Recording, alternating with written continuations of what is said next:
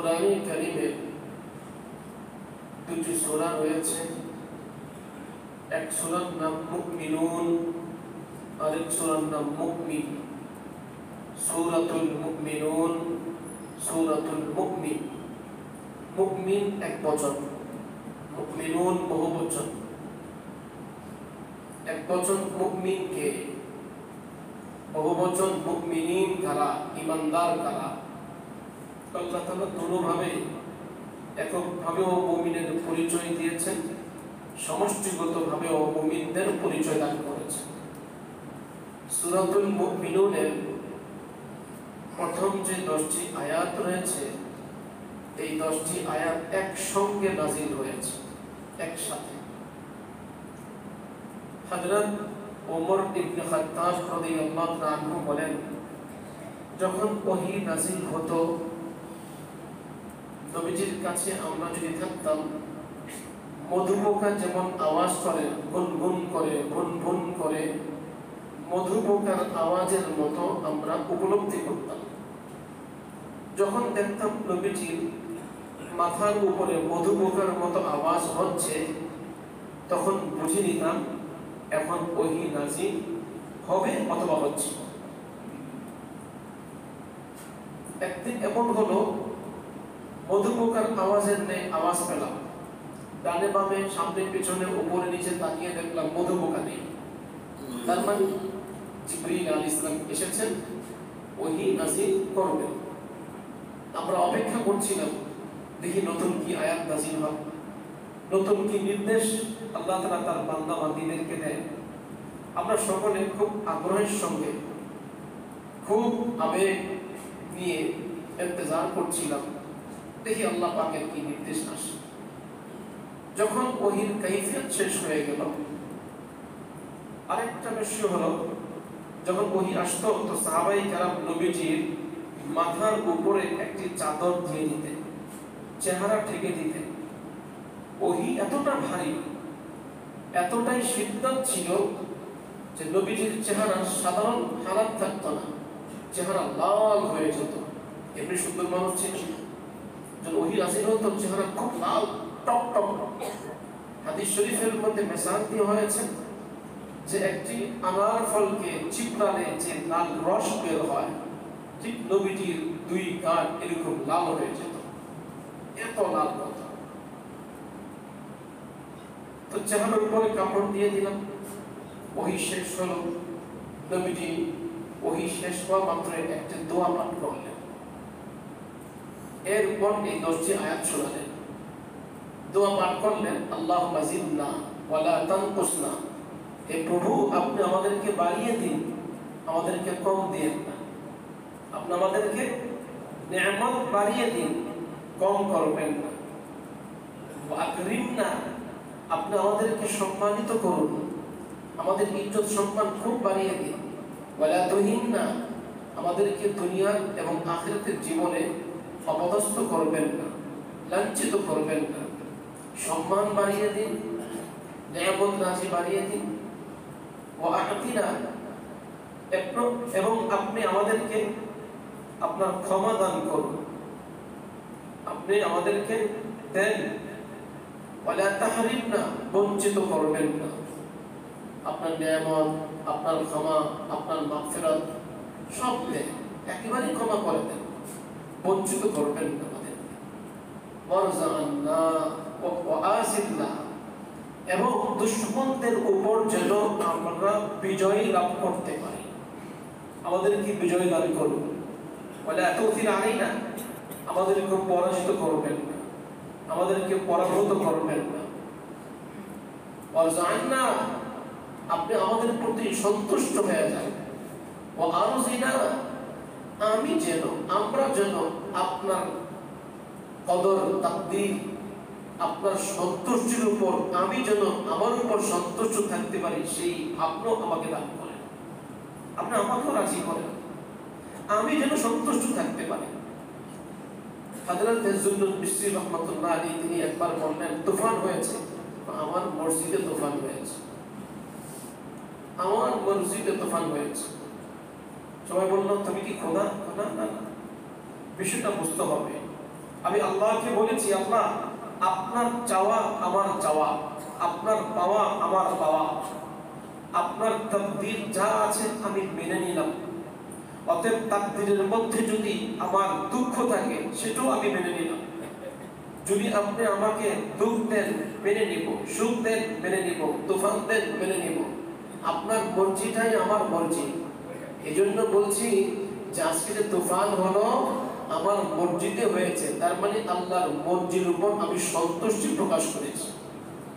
আল্লাহ ভালো মনে করছেন, তুফান দিয়েছেন, শেষ। এর অর্থ হলো যে আমার মসজিদে তুফান হয়েছে।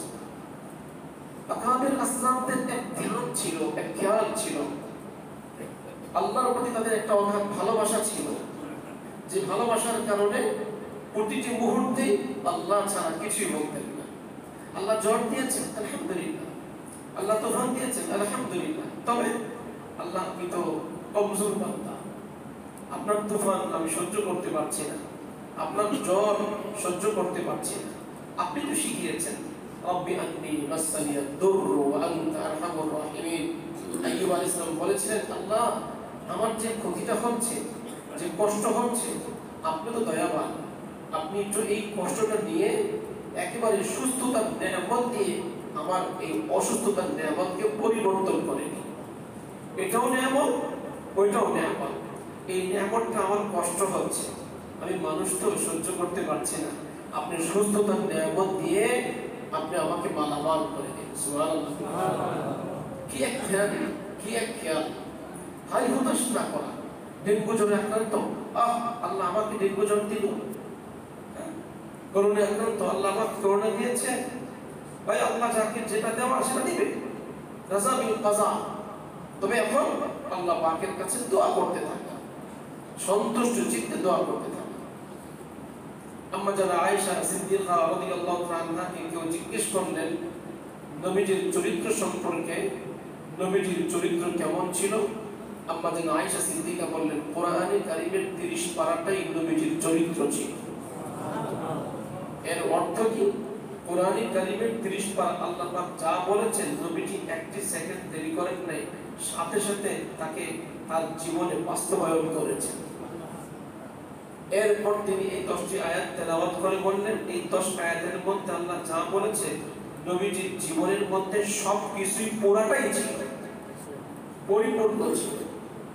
তাই আল্লাহ পাক বলে দিলেন, যারা এই 7টি গুণে গুণান্বিত হবে তারা নিশ্চিন্তে, অবশ্যই অবশ্যই, লা শাক্কা ফি, কোনো সন্দেহ নেই, অতি অবশ্যই, নিশ্চয়ই নিশ্চয়ই তারা জান্নাতুল ফিরদাউসের মালিক হয়ে যাবে। সুবহানাল্লাহ।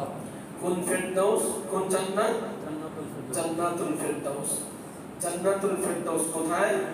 সপ্তম আসমানের উপর, সিদরাতুল মুনতাহার উপর, আরশে আজিমের নিচে যে জান্নাতটা, এটা হলো ভিভিআইপি জান্নাত, এর নাম হলো জান্নাতুল ফিরদাউস। সুবহানাল্লাহ। আমরা জান্নাতুল ফিরদাউসের মালিক হতে চাই তো না? ইনশাআল্লাহ।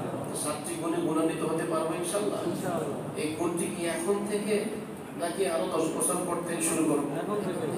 এই গুণগুলো আমার জীবনে বাস্তবায়ন এখন থেকে করব নাকি 10 বছর পর থেকে? এখন থেকে। দাদা হওয়ার পরে, বিয়ে করার পর অনেক মানুষ চিন্তা করে যখন বিয়ে করব তারপর আমলি হয়ে যাব।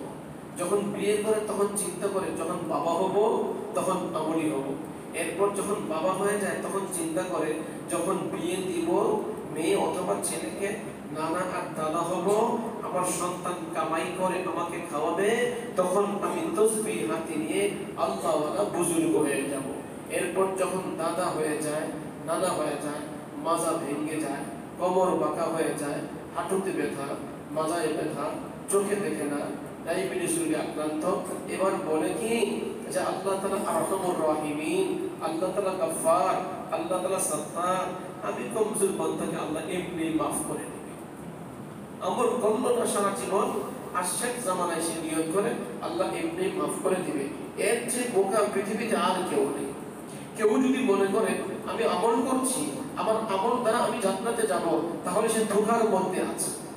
আর কেউ যদি মনে করে আল্লাহ পাক গফফার, আল্লাহ পাক রহমান, আল্লাহ পাক রহিম।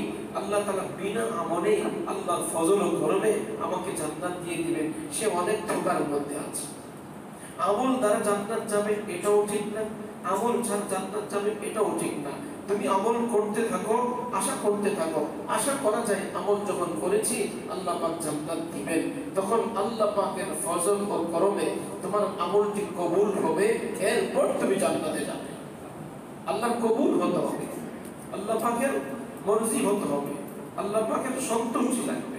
বিনা কবুলে জান্নাতে যাওয়া যাবে না। যে হোক সময় অল্প, সাতটি গুণ নেহায়েত জরুরি। বিশেষ করে স্কুল কলেজ বর্তমান নওজোয়ান ছাত্র ছাত্রী যারা রয়েছে এবং যারা দিনের পথে কিছু আছে কিছু নাই, তাদের জন্য খুব জরুরি।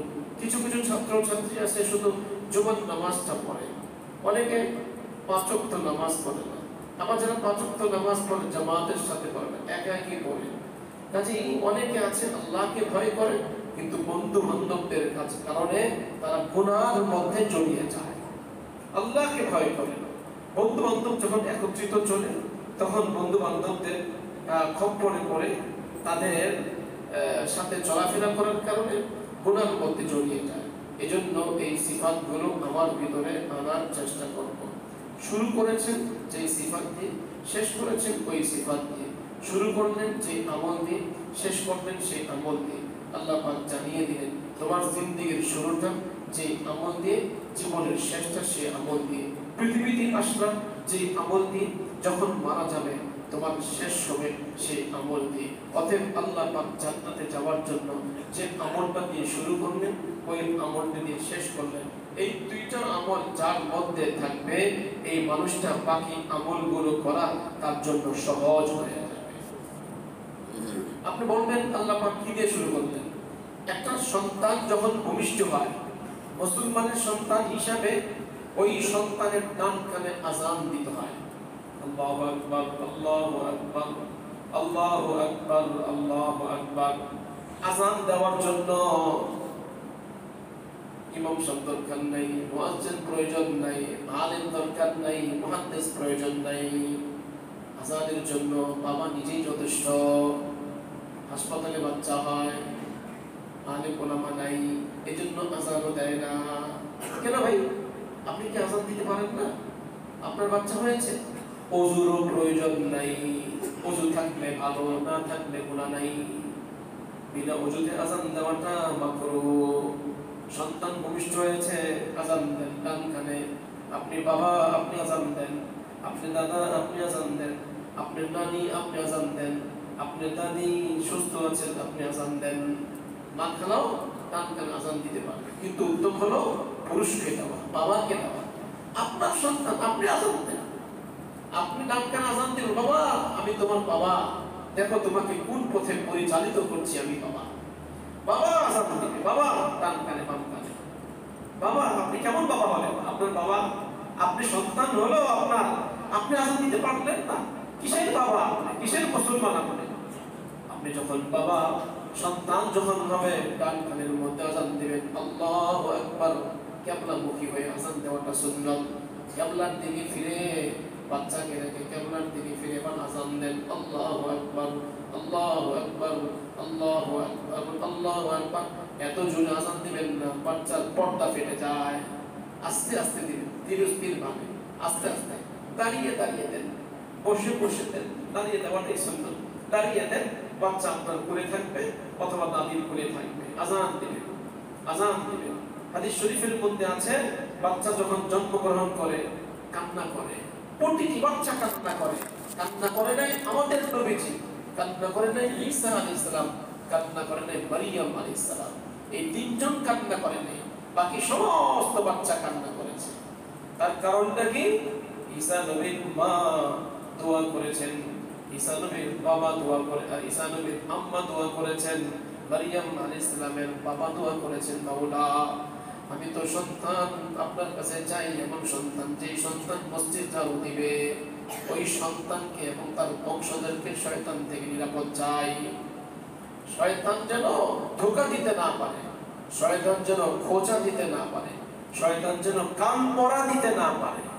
কান পড়া মানে বাচ্চা যখন জন্মগ্রহণ করে শয়তান কানের মধ্যে এসে বলে, আমি তোমার বন্ধু, আমি তোমার খোদা, আমি তোমার রব, আমি তোমার স্রষ্টা, আমি তোমার মালিক।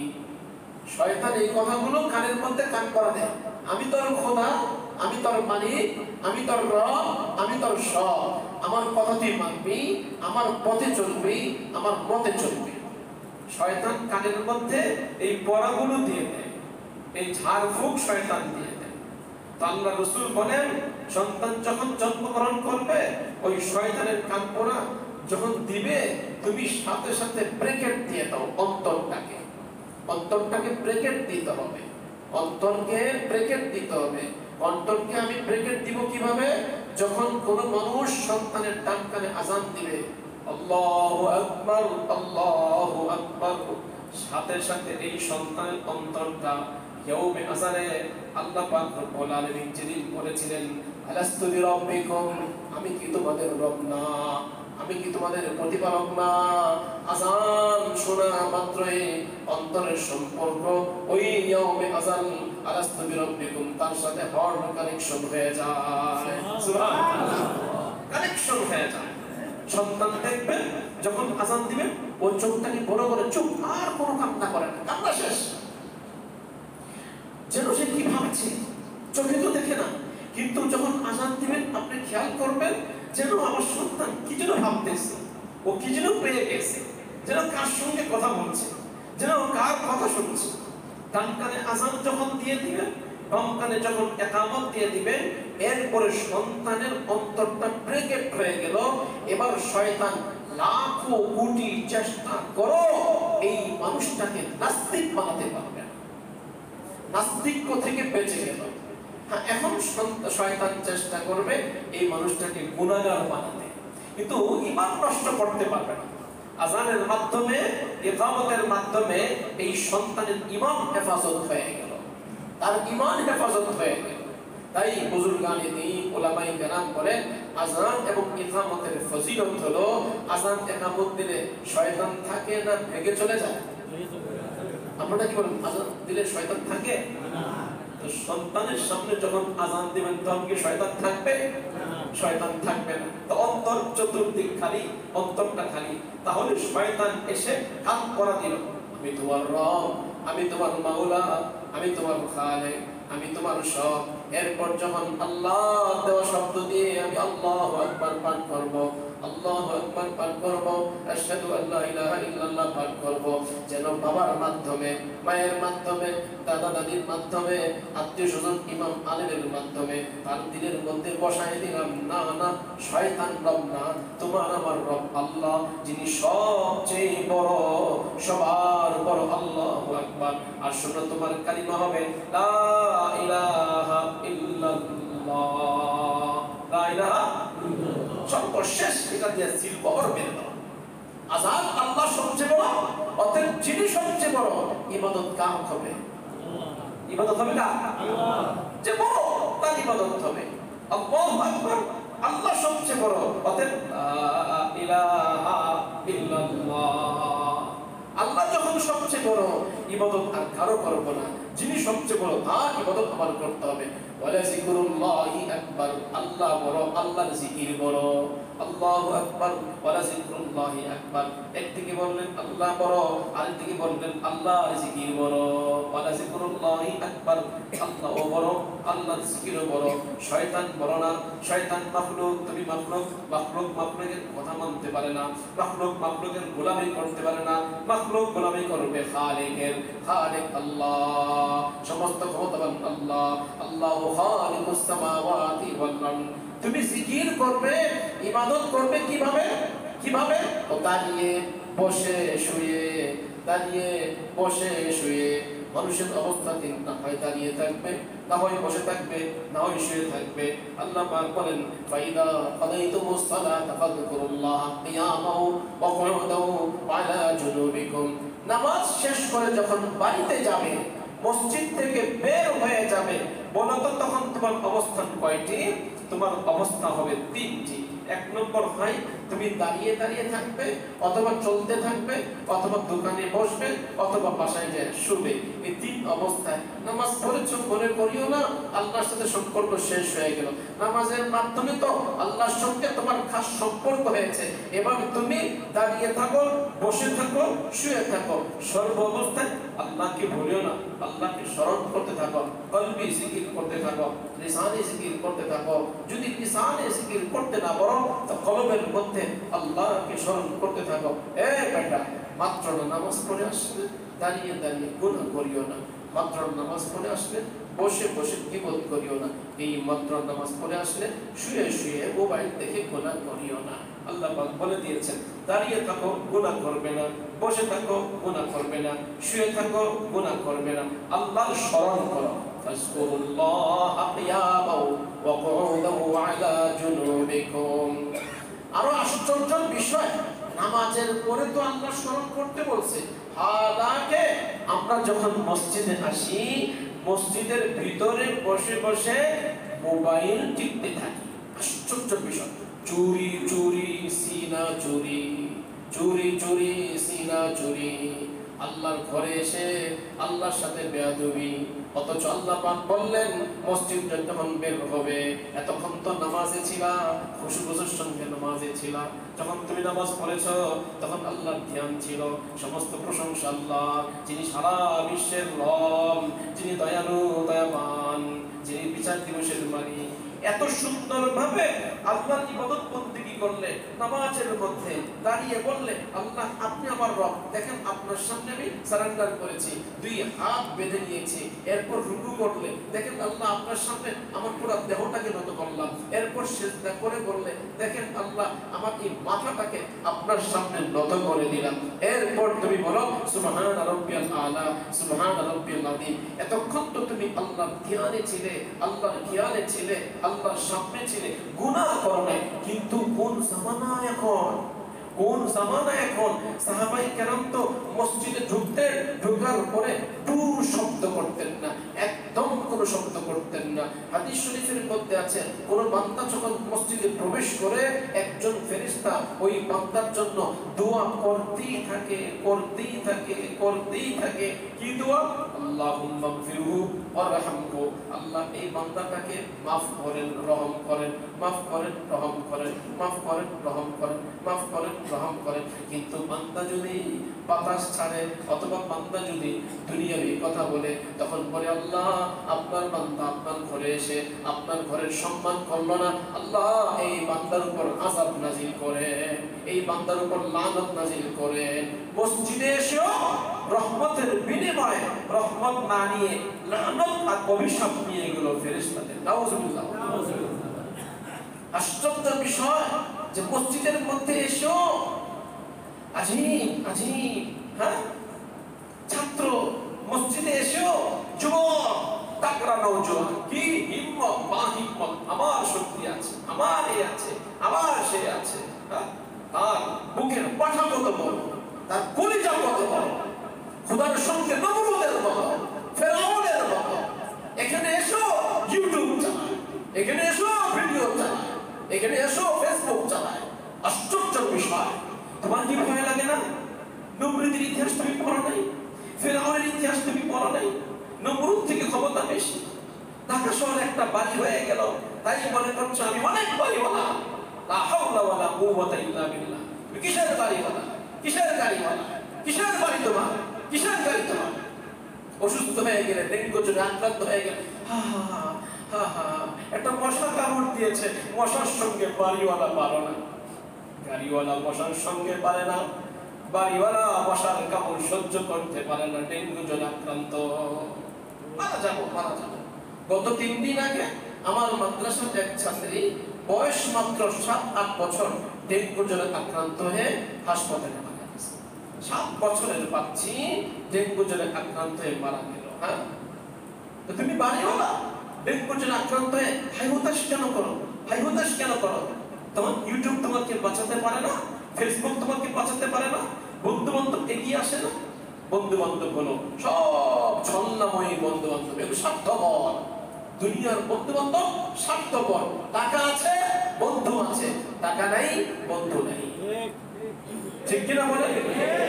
টাকার সামনে তুমি বাড়িওয়ালা, তাই বন্ধু বান্ধব আসে, দোস্ত চল খাই, কি খাই, খাবো কোথায় যে 300 ফিট যে, কোথায় যে অমুক জায়গায় যে, কি খাবে, পেন্সিল খাবে, এটা খাবে সেটা খাবে, এই তো খাওয়া, এই তো বন্ধু বান্ধব। আর কি মসজিদে এসেও যারা ফেসবুক চালায়, এদের উপর খোদার গজব, লানাতুল্লাহ ওয়াল মালাইকাতি ওয়ান নাস আজমাইন। মসজিদে এসেও যারা ভিডিও চালায়, মসজিদে এসে যারা নারীদের ছবি মোবাইলের মাধ্যমে বের করে, আর এখানে সব ভিডিও গেমস খেলতে থাকে। আশ্চর্যের বিষয়, জুমার দিন, জুমার নামাজ, যেই জুমার দিন কিয়ামত কায়েম হবে, লা তাকুমুস সাআ ইল্লা ফি ইয়াউমিল জুমাতি, কিয়ামত হবে না কিন্তু জুমার দিন কিয়ামত হবে। হাদিস শরীফের মধ্যে পাওয়া যায়, লা তাকুমুস সাআ ইল্লা ফি ইয়াউমিল জুমাতি। জিবরাইল, মিকাইল, ইসরাফিল, আজরাইল সকলে জুমার দিন তারা থরথর করে কাঁপতে থাকে, সমস্ত ফেরেশতা থরথর করে কাঁপতে থাকে। না জানি আজকে সিংহে ঘুম দেওয়া হয়, কিয়ামত কায়েম হয়ে যাবে। জীবজন্তু পর্যন্ত থরথর করে কাঁপতে থাকে, আর মানুষ জুমার দিন গুনাহ করতে থাকে। মানুষের চরিত্র হলো জুমার দিন তারা গুনাহ করে, আর ফেরেশতার চরিত্র জুমার দিন তারা থরথর করে কাঁপে। কেন? কিয়ামত হতে পারে, কিয়ামত হতে পারে, কিয়ামত হতে পারে। জুমার দিন দোয়া কবুল হয়। জুমার দিন জুমা মসজিদে নামাজ পড়তে এসে, জামে মসজিদে জুমার নামাজ পড়তে এসে ফেসবুক টিপা, ইউটিউব টিপা, এরপর মোবাইলের মধ্যে টিপে টিপে গল্প গুজব করতে থাকা, 2-4 জন বসে গল্প করা। তোমাদের কি ভয় লাগে না? তোমরা কি আল্লাহকে বিশ্বাস করো না? দেখো না, গতকালকে আমি একটু আগে খবরটা শুনলাম, গতকালকে আপনার ওই বিদ্যুৎ ঠাডা পড়েছে এবং প্রচুর পরিমাণ পানি হওয়ার কারণে মিরপুর 10 নম্বরে 7-8 জন মানুষ নাকি আপনার মারা গেছে, ইন্তেকাল করেছে। তো তুমি যে মরবে না তার কোনো গ্যারান্টি আছে? তোমার তো ইয়াকিন মারা যাবে, তো কিভাবে আল্লাহর ঘরে এসে অন্যায় কাজ করো? পৃথিবীর শ্রেষ্ঠ জায়গা হলো আল্লাহর ঘর, তাই না? পৃথিবীর শ্রেষ্ঠ জায়গার নাম কি? হ্যাঁ, খায়রুল বিকায়াল মাসাজিদ ওয়া শাররুল বিকায়াস সুক। সবচেয়ে দামি জায়গা হলো আল্লাহর ঘর, আর সবচেয়ে নিকৃষ্ট জায়গা হলো বাজার। বাজারে কম থাকো, মসজিদে বেশি থাকার চেষ্টা করো। তো উত্তম জায়গায় এসে অনুত্তম কাজ করা, ফেসবুক ব্যবহার করা, ইউটিউব ব্যবহার করা, বসে বসে খুশ গল্প করতে থাকা, আর আপনার একে অপরের সঙ্গে টিপ্পনি মারতে থাকা, এত বাহাদুরি, এত অহংকার, এত কিবির, এত কিছু তোমার সাহস, এত বড় সাহস কি তুমি ইতিহাস জানো না? আলম তারা কাইফা ফাআলা রাব্বুকা বিআসহাবিল ফিল আলম ইয়াজআল কাইদাহুম ফি তাদলিল ওয়া আরসালা আলাইহিম তায়রান আবাবিল তারমিহিম বিজারাতিন মিন সিজিল ফাজআলাহুম কাসফিন মাকুল। আব্রাহা কত ক্ষমতাবান ছিল, সেই ক্ষমতার বাহাদুরি নিয়ে অহংকার দম্ভ হয়ে আল্লাহর ঘরকে ধ্বংস করার জন্য আসলো। আল্লাহ পাক বলে, তোকে মারার জন্য আমি কোনো মানুষ ব্যবহার করব না, সাধারণ ছোট ছোট পাখি ব্যবহার করব। পাখির মাধ্যমে আব্রাহার হাতি বাহিনীকে মিনার প্রান্তরে ধ্বংস করে দিয়েছে। এক একটা পাখির চুচের মধ্যে একটি করে পাথর ছিল, ছোট পাথর ছিল, বড় কোনো পাথর ছিল না। 2 পায়ের মধ্যে 2টো পাথর ছিল। এক একটা পাথর যখন নিক্ষেপ করেছে, ওই পাখিটি সঙ্গে সঙ্গে আপনার হাতির পেট ছিদ্র হয়ে একদম তার সবকিছু ছাঁচড়া হয়ে গিয়েছে, আর যার মাথার মধ্যে পড়েছে তার জীবনটা শেষ হয়ে গিয়েছে। এবং বলে এই কথা, সঙ্গে সঙ্গে তরবাতে একদমই শেষ হয়ে গেল। হাতি বাহিনী এত ক্ষমতা নিয়ে আসলো, আল্লাহ পাক পাখির মাধ্যমে শেষ করলো। নমরুদ এত ক্ষমতা নিয়ে আসলো, আল্লাহ তাআলা বসার মাধ্যমে শেষ করলো। ফেরাউন এত ক্ষমতা নিয়ে আসলো, আল্লাহ তাআলা পানিতে ডুবিয়ে শেষ করলো। আবু জেহেল এত ক্ষমতা নিয়ে আসলো, মাত্র যুদ্ধের ময়দানে ছোট্ট 2টা বাচ্চা আবু জেহেলকে খতম করে দিয়েছে। ছোট 2টা বাচ্চা। আব্দুর রহমান ইবনে আওফকে মুআওয়াজ বললেন, চাচা আবু জেহেল কোনটা? নবীর বিরুদ্ধে যুদ্ধ করতে আসছে। বাবা, আবু জেহেল অনেক ক্ষমতা, মা ওর সঙ্গে পারবা না। চাচা আমরা ছোট বাচ্চা, 7 বছর 8 বছর বয়স আমাদের, একটু চেষ্টা করে দেখি না এই দুশমনটাকে মারতে পারি কিনা। আল্লাহ কয়, দেখ ছোট্ট বাচ্চার সাথে তুই পারবি না। আবু জেহেল, ও যে দেখো সবচেয়ে বড় একটা উট, উটের উপরে একদম তরবারি নিয়ে যুদ্ধের পোশাক পরে আছে, এটাই আবু জেহেল। আচ্ছা আচ্ছা আচ্ছা, আমরা মরে গেলে আফসোস নাই, আমরা মুসলমান, নবীর সন্তান, নবীর দুশমনকে যেভাবে হোক আজকে মারতে হবে। নবীর দুশমনকে মারার জন্য আল্লাহ তাআলা ছোট বাচ্চা নির্বাচন করেছেন, বড় বাচ্চা না, বাহাদুর কাউকে না, ছোট বাচ্চা। আচ্ছা, এই দুই বাচ্চা খঞ্জর নিয়ে অথবা তরবার নিয়ে, ছোট বাচ্চা না, ছোট বাচ্চা দেখলে সবাই তো আদর করে, হ্যাঁ সবাই তো আদর করে। ঘোড়ার ফাঁকি ফুঁকি দেওয়া দুইজন বিশেষ ভাই চলো আমরা দৌড় দিই, আবু জেহেলকে আজকে মারবো, আবু জেহেলকে আজকে মারবো। চিন্তা করে কামনা করলে অসুবিধা নেই, মরে গেলাম, মরলেই তো জান্নাতে চলে যাবো, নিশ্চিন্তে জান্নাতে চলে যাবো। আজকে আবু জেহেলকে মারবো। আবু জেহেলকে মারার জন্য দৌড়ে গেছে। আবু জেহেল ভাবলো ছোট দুইটা বাচ্চা আসতেছে কেন, আবু জেহেল থমকে দাঁড়ায় গেল। কি ব্যাপার, এই বাচ্চা দুইটা ছোট ছোট বাচ্চা, হ্যাঁ ঘোড়ার হাঁটুর নিচে। বাচ্চা দুইটা আগেই চুক্তি করেছে, আমরা আবু জেহেলের কাছে যাব, আমাদের তো ঘোড়া নেই, হেঁটে হেঁটে যাব। যাওয়ার পরে আবু জেহেলের ঘোড়ার পায়ের মধ্যে একটা জোরে কোপ দিবে, আর যখন ঘোড়ার পাটার মধ্যে কোপ দিবে, ও বোঝার আগে ঘোড়ার পায়ের মধ্যে কূপ দিয়ে ঘোড়াটা ঠাস করে পড়ে যাবে। আবু জেহেল হুমড়ি হয়ে গেছে, বলবো আমি একটা ছুরি দিয়ে ওর বুকের মধ্যে একটা বাড় দিই। তো ঘোড়াও শেষ, আবু জেহেল শেষ, যুদ্ধ অটো বিজয়ী হয়ে যায়। সুবহানাল্লাহ, কি আজীব এক টেকনিক! এই টেকনিক কে শিক্ষা দিলেন? আল্লাহ। বলেন বলেন, কে শিক্ষা দিলেন? আল্লাহ। আবু জেহেল তো দেখছে যে দুটা বাচ্চা আসতেছে, ইচ্ছা করলে আবু জেহেল তো ওদের প্রতিহত করতে পারত, প্রতিহত করতে পারেনি। দেখতে দেখতে কিরে ঘোড়ার ভিতর দিয়া নিচ দিয়া এইভাবে এদিক ওদিক করে করে দুটা বাচ্চা চলে আসতেছে। যখন সামনে চলে আসলো, এক বাচ্চা এসে ঘোড়ার পায়ের মধ্যে এক কোপ দিল, আরেক বাচ্চা আবু জেহেলের মধ্যে একটা পাড় দিল। আবু জেহেল পড়ে গেল, ঘোড়াটাও পড়ে গেল, যুদ্ধ শেষ হয়ে গেল, অনেক মানুষ মারা গেল। আবু জেহেল এখনো মারা যায়নি। এটা ও ও অঙ্গানি শুরু, ও ও এখনো জাহান আছে। আবু জেহেল বলে হাই হাই হাই হাই, মুহাম্মদের সাথে যুদ্ধ করতে এসে নাবালেগ 7 বছরের বাচ্চার কাছে পরাস্ত হয়ে গেলাম, পরাজিত হয়ে গেলাম। নবীজি বললেন, আবু জেহেলের মাথাটা কে আনতে যাবে? ওর মাথাটা কেটে নিয়ে আসো। এবার বললেন, না, বড় কোন মানুষকে আবু জেহেলের মাথা আনতে দিব না, একজন গোলামের উপরে গোলাম, তাকে মাথা আনতে দিব। গোলাম হলেন আব্দুল্লাহ ইবনে মাসউদ রাদিয়াল্লাহু আনহু।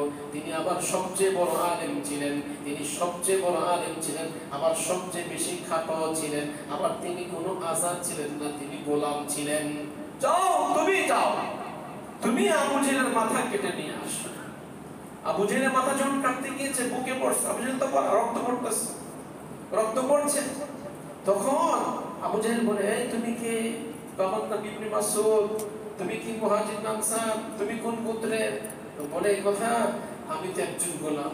হায় আফসোস, হায় আফসোস, পৃথিবীর শ্রেষ্ঠ একজন বীর যোদ্ধাকে, পৃথিবীর শ্রেষ্ঠ একজন বীর যোদ্ধাকে দুটা ছেলে আহত করলো, এখন গোলামের হাতে আমার মাথাটা কাটা যাবে। আফসোস, কোনো ভালো মানুষ আমাকে হত্যা করলো না, কোন বীর যোদ্ধা আমাকে হত্যা করতো, তো মনের মধ্যে একটা আক্ষেপ থাকতো না, আমি একটা আশা নিয়ে থাকতাম যে আমাকে বীরকে বীর মেরেছে, বীরকে মশা মারে নাই, বীরকে মেরেছে বীর। আচ্ছা ঠিক আছে, সর্বশেষ একটা কথা তোমাকে বলেই ফেলি, তুমি যখন আমাকে মাথাটা কাটবা, আমার তো হাত সব বিধর নিস্তব্ধ হয়ে গেছে, মারা যাবো, তো গলাটা এদিক থেকে কাটবেন, একটু বড় করে কাটবেন, যাতে করে বোঝা যায় এটা নেতার একটা মাথা। মৃত্যুর পরে যদি সবাই বুঝতে পারে ও যে আবু জেহেল, আবুল হেকাম নেতার মাথা, ওইটা বড় করে কাটবে, যাতে করে মানুষজন বলে ওঠে নেতার মাথা। এতটুকু তোমাকে বললাম। আবু জেহেল মৃত্যুর আগে ঈমান মানে নেই এবং তার মধ্যে কোনো আক্ষেপ ছিল না, এত বড়। তো আবু জেহেল এত বড় ক্ষমতাধর, তাকে মারছে, ভালো কোনো মানুষ মেরেছে? বড় মানে ভালো বলতে শক্তিশালী কোন মানুষ মেরেছে না, দুর্বল দুটা বাচ্চা মেরেছে, গোলামের হাতে মারা গিয়েছে। নমরুদ কি ভালো মানুষ কোন মানুষ মেরেছে না? ওকে মশা, ল্যাংড়া মশা, তাও কি ল্যাংড়া মশা, সেই ল্যাংড়া মশার বংশধর কিনা ডেঙ্গু জ্বর, আল্লাহ জানে। এই ডেঙ্গু জ্বরে আক্রান্ত ল্যাংড়া মশা, এই ল্যাংড়া মশা আল্লাহ আমাদের এই দুনিয়াতে পাঠাই দিলেন। তার মানে ল্যাংড়া মশা, হ্যাঁ সে মানুষ মেরেছে নমরুদকে, এখন জ্বরের মাধ্যমে আমাদেরকে শহীদ করছে এই ল্যাংড়া মশা। ল্যাংড়া মশা কামড় দিচ্ছে আর ডেঙ্গু জ্বরে আক্রান্ত হচ্ছে। যারা মুমিন তারা শহীদ হয়ে যাবে, যারা কাফের তারা নমরুদের দলের অন্তর্ভুক্ত হয়ে যাবে। ঠিক কিনা বলেন? অতএব আমরা বাহাদুরি করতে পারি? হ্যাঁ, মসজিদে এসে কি ফেসবুক চালাবো? মসজিদে এসে ইউটিউব চালাবো? বাড়িওয়ালা গাড়িওয়ালা অহংকার করবো যে আমাদের পাকা ঘর, তোমার কি ঘর? আমার পাঁচতলা বিল্ডিং, তোমার কি বিল্ডিং? হ্যাঁ, আমার দক্ষিণখানে এই পরিমাণ বাড়ি আছে, এই পরিমাণ জায়গা আছে। হ্যাঁ হ্যাঁ হ্যাঁ হ্যাঁ, মরার পরে তুমি তো 3 হাত মাটির নিচে থাকবে, তোমার শরীরটা দুর্গন্ধ হয়ে যাবে। কিসের বাহাদুরি? কয় দিনের বাহাদুরি? শেষ হয়ে যাবে, নিঃশেষ হয়ে যাবে, সমস্ত ক্ষমতা খতম হয়ে যাবে। লজ্জা লাগা দরকার যারা বাহাদুরি করে, অহংকার করে। অহংকার আল্লাহ ছাড়া, অহংকার করলে একমাত্র আল্লাহ করতে পারে। আল্লাহ ছাড়া পৃথিবীতে আর কেউ অহংকার করার ক্ষমতা রাখে না। ঠিক কিনা বলেন? অতএব বলুন তো, মসজিদে এসে কি আমরা গুনাহ করব? আল্লাহর ঘরে এসে ইউটিউব চালাবো? আল্লাহর ঘরে এসে ফেসবুক চালাবো? আমরা হুজুরদের কামই তো এটা বলা। জি জি, নবীদের কামই এটা বলা। নবীরা যখন এগুলো বলতেন তখন তারা ঠাট্টা করত। নবীরা যখন এই সমস্ত কথা বলতেন তখন খ্রিস্টান, ইহুদ অথবা যারা বিধর্মী ছিল তারা ঠাট্টা করত, তারা ঠাট্টা করত, মজা করত। দেখেন আপনাদেরকে শেষ কথাটা বলে শেষ করছি। আল্লাহু আকবার। নবী রাসূল যখন কথা বলতেন, নবী রাসূল যখন দাওয়াত দিতেন, দুষ্ট ছেলেরা নবী রাসূলদেরকে কষ্ট দিত। ঠিক এই ধারাবাহিকতা কিয়ামত পর্যন্ত চলবে। কোন আলেম যখন দ্বীনের কথা বলবে তখন কিছু লোক থাকবে মুসলমান হওয়ার পরও ইহুদি খ্রিস্টানদের মতো ওই মুসলমান আলেমকে, দাঈকে, ইমামকে, খতিবকে খোঁচা মেরে কথা বলবে। এই অভ্যাসটা এক যুগ যুগ ধরে আছে, ছিল, এখন হচ্ছে, ভবিষ্যতেও থাকবে। ঠিক কিনা বলেন? কথা কি আপনাদের বুঝাইতে পারছি? মানে এই কথাগুলো বললে গায়ের মধ্যে লাগে, হুজুর এই সমস্ত বয়ান কেন করে? তো এই বয়ান করবে না তো বয়ান, কোন বয়ান করবে? মসজিদের মধ্যে অন্যায় করবে আর হুজুর জানার পরে সেটা বলবে না তো কি করবে? হ্যাঁ, আল্লাহু আকবার, আল্লাহু আকবার, আল্লাহু আকবার। আল্লাহ তাআলা আমাদের সবাইকে বেঁচে থাকার তৌফিক দান করুন, আমিন। আল্লাহ তাআলা আমাদের সবাইকে বেঁচে থাকার তৌফিক দান করুন, আমিন। ইন্নাল্লাযীনা আজরামু কানু মিনাল্লাযীনা আমানু ইয়াদহাকুন ওয়া ইযা মাররু বিহিম ইয়াতাগামাজুন ওয়া ইযা ইনকালাবু ইলা আহলিহিম ইনকালাবু ফাকিহিন। মুজরিম যারা, গুনাহগার যারা, ইমানদারদেরকে দেখলে, আলেমকে দেখলে ওরা ঠাট্টা করে হাসে। ওই যে যায়, ওই যে গদিব সাহেব যায়, ওই যে ইমাম সাহেব যায়, ওই যে সুফি সাহেব যায়, ওই যে নামাজি যায়, ওই যে বুজুর্গ যায়। ইয়াদহাকুন ইন্নাল্লাযীনা আজরামু কানু মিনাল্লাযীনা আমানু ইয়াদহাকুন। মুজরিমিন যারা, গুনাহগার যারা ইমানদারদেরকে দেখলে, আলেমকে দেখলে, কোন বুজুর্গ দেখলে ঠাট্টা করে হেসেতে ফেটে পড়ে, ইয়াদহাকুন হাসতে থাকে। ওয়া ইযা মাররু বিহিম ইয়াতাগামাজুন, আর পাশ দিয়ে যখন যায় একদম খোঁচা মারে, খোঁচা মেরে কথা বলে, কাশি দেয়, এই সর সর সর সর, এই সর সর, হুজুর জায়গা থেকে ঠাট্টা, মস্কারি, ঠাট্টা, বিদ্রুপ। তো পাশ থেকে বিদ্রুপ করে, এই মুজরিমিনরা কান খুলে শোনো, আল্লাহ বলেছেন এক মাকে শীত চায় না, মাগ আরেকটা আছে। এক মাকে মাগ আরেকটা আছে, শীত আরেকটা আছে, এক মাকে শীত চায় না। আল্লাহ পাক বলে কাল কিয়ামতের ময়দানে যখন নাকি এই মুজরিমিনরা জাহান্নামে যেতে থাকবে, ওয়াইদা রাউহুম ক্বালু ইন্না হাউলাঈ লাদাল্লুন। হাসরের ময়দানে এই মুজরিমরা যখন জাহান্নামে যাবে তখন ওদের উত্তর দিবে, কিও কেমন লাগে, কেমন আছো, কোথায় যাও, হ্যাঁ আজকে ঠাট্টা করেছো? সেদিন প্রতি উত্তর দেওয়া হবে, একদম মজা করে উত্তর দেওয়া হবে। ফালইয়াউমাল্লাযীনা আমানু মিনাল কুফফারি ইয়াদহাকুন, ফালইয়াউমাল্লাযীনা আমানু মিনাল কুফফারি ইয়াদহাকুন। দুনিয়াতে তোমরা এসেছিলে মুমিনদেরকে দেখে এবার মুমিনরা হাসবে মুজরিমিনদেরকে দেখে। ইয়ো ঠাট্টা করেছিল না, এখন কেমন লাগে, এখন মজা তো। আল্লাহ পাক বলে উত্তর দেওয়া হবে হাসরের ময়দানে, এই মুমিন একটু সবর করো, ধৈর্য ধারণ করো। যাও, আজকে তো আর আপনার সে আলোচনা করা গেল না, ভূমিকাই তো শেষ হয়ে গেল। 7টা সিফাতের কথা সামনে ধারাবাহিকভাবে আলোচনা করা হবে। শুরু করা হয়েছে আযান দিয়ে, শেষ করা হয়েছে লা ইলাহা ইল্লাল্লাহ দিয়ে, শুরু করা হবে নামাজ দিয়ে, শেষ করা হবে নামাজ দিয়ে। নামাজ ঠিক, সব ঠিক, নামাজ ঠিক, সব ঠিক। মুমিন মুসিবতে নামাজ, শুকরিয়া নামাজ, দুঃখে নামাজ, দিনগুজর নামাজ, সবকিছুতে নামাজ। মুসিবতে পড়ে গিয়েছে নামাজ, পেরেশানিতে পড়ে গিয়েছে নামাজ, ছেলে অসুস্থ নামাজ, মেয়ে অসুস্থ নামাজ, অ্যাক্সিডেন্ট করেছে নামাজ, ব্যবসা করতে লস খেয়েছে নামাজ। বান্দা নামাজের মাধ্যমে সবকিছু ফল করার চেষ্টা করো। পারবো ইনশাআল্লাহ ভাই? সবাই পারবো? মসজিদের আদব রক্ষা করে চলবো, মসজিদের বেয়াদবি করব, আল্লাহর সঙ্গে বেয়াদবি চলবে না, আল্লাহর ঘরের সঙ্গে বেয়াদবি চলবে না। মসজিদের আদব রক্ষা করে চলতে হবে। আল্লাহ তাআলা আমাদের সবাইকে যেই কথাগুলো বললাম যথাযথভাবে আমল করার তৌফিক দান করুন। আমিন। ওয়া আখিরু দাওয়ানা আলহামদুলিল্লাহি রাব্বিল আলামিন ওয়া সাল্লাল্লাহু তাআলা আলা নবিয়িল উম্মি ওয়া আলা আলিহি ওয়া আসহাবিহি।